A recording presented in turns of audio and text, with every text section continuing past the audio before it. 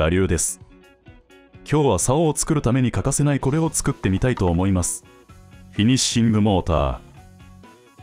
ガイドなどをコーティングする際、スロー回転で回り続けることによって液だれなくきれいに仕上げるための道具です。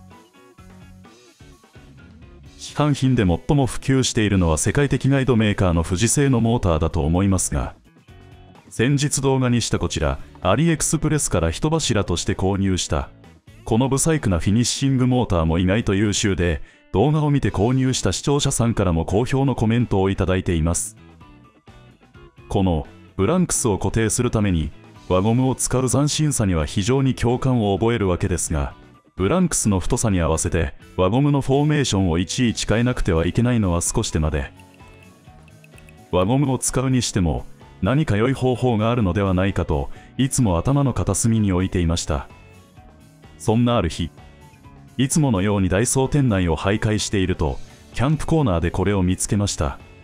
この形を見た瞬間、また脳梗塞が再発したのかと思うほど頭に衝撃が走りました。これは OD 缶ケースという商品でサイズは110。そのまま園芸コーナーに走り、手に取ったのはホースコネクター S。これも以前動画にしたハンドラッパーを自作した際に使ったブックエンド。それからブランクを固定するための輪ゴムはワイドゴムバンド 40g のシャープに170。Amazon からはコンセントキャップとシンクロモーターを購入。材料は以上。早速作ってみましょう。まずこのケースを何に使うのか説明しますと、チャックと呼ばれる部分、富士製だとここ、中華製だとこの部分でブランクスを固定するパーツにあたります。ではこの缶ケースを使ってどうやって固定するのかはおいおい説明するとして、このホースコネクターは何に使うのかと言いますと、缶ケースとモーターをつないで固定するパーツです。実はかなり前からシンデレラフィットを確認しているのですが、それも作業を進めながら説明しましょう。まずはこの缶ケースにホースコネクターを固定します。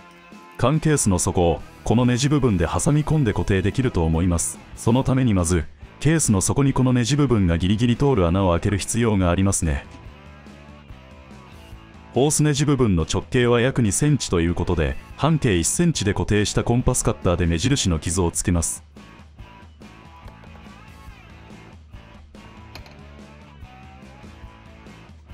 この円からはみ出さないようにドリルで時計回りに複数の穴を開けていきます。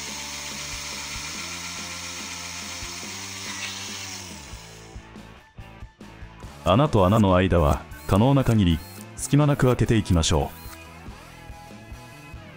う。隙間部分をニッパーで切り落とし、ヤスリなどで滑らかな円に整えます。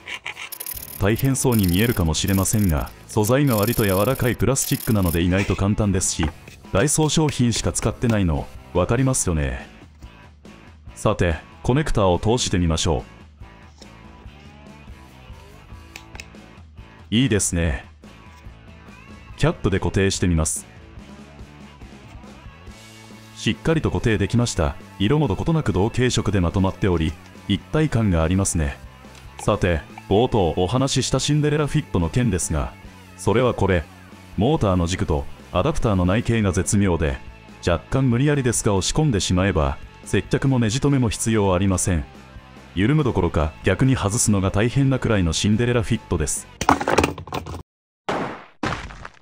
続いて今度は蓋部分を加工していきます。先ほどそこに穴を開けた要領でこの円に沿って開けていきましょう。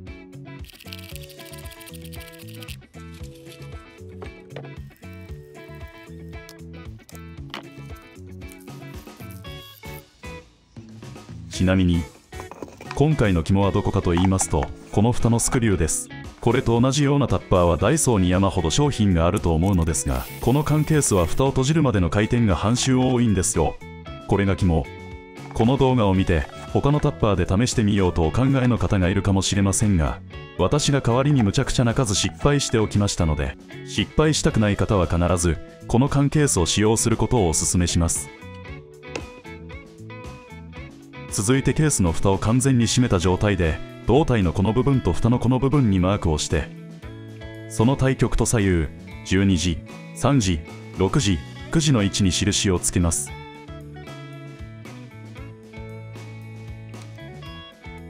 それぞれマークした部分に穴を開けます。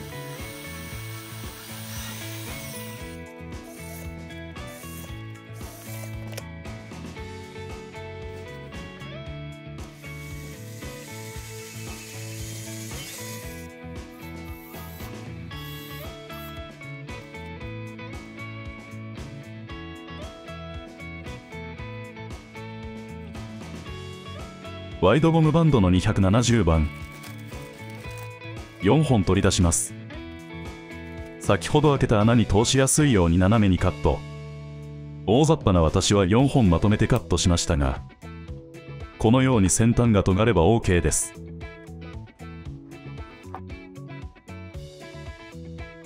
ケース本体の内側からゴムを通し、仮止めで結びコブを作ります。穴を通らなくできれば結び方は何でも OK です。同じ要領で4箇所すべてにゴムを通して結びコブを作ります。続いて蓋部分にも裏側からゴムを通して同じ要領で結びコブを作ります。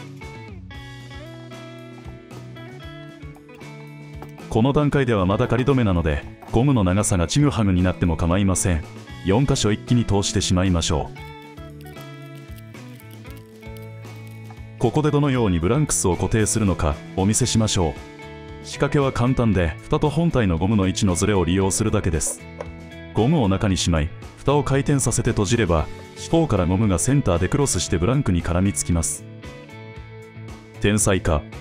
とコメント欄に書くのはもう少しお待ちください。この仮止めの状態ではゴムのテンションが緩すぎてブランクスを固定できません。本体側のゴムを引っ張り、程よいテンションになる位置でもう一度結びコブを作ります。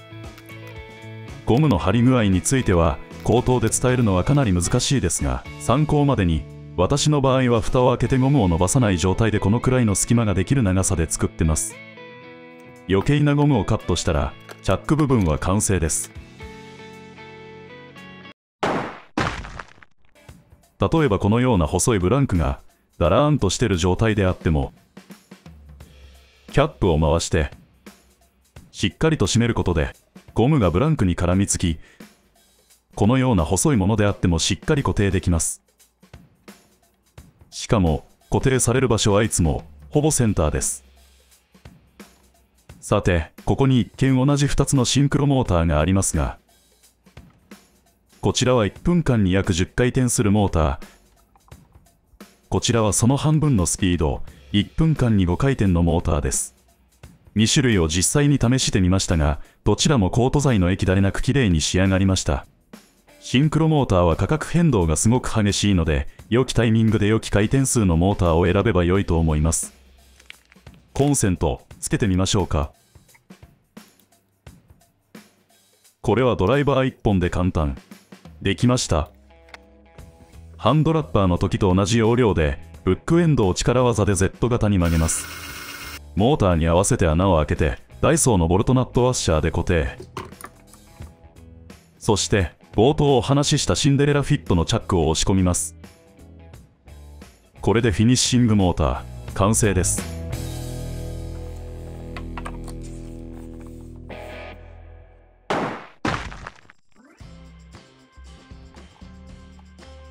このようにグリップももちろん固定できます。ダイソーのスイッチ付きテーブルタップがあるとオンオフが便利ですね。穂先のような極細ブランクであってもこの通りです。蓋を回してしっかりと閉めるだけです。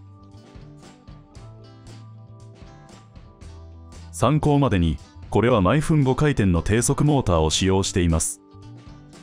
ちなみに改善点もあります。太いグリップを固定する場合、ゴムの抵抗がかなり強くなり、逆回転をしやすくなります。何度も言うようにしっかりと締め込めば問題ないのですが、固定できたとはいえ、この状態で長時間回転させるのは心配ですよね。そういう方はクラフトテープなどで、このように蓋を封印してやれば OK です。心配性な方は2枚でも3枚でも心ゆくまで封印してあげてください。ということで、何本かこのモーターで仕上げましたが、今のところ不具合はありません。ご感想や改善のヒントなどのコメントお待ちしております。ではまた。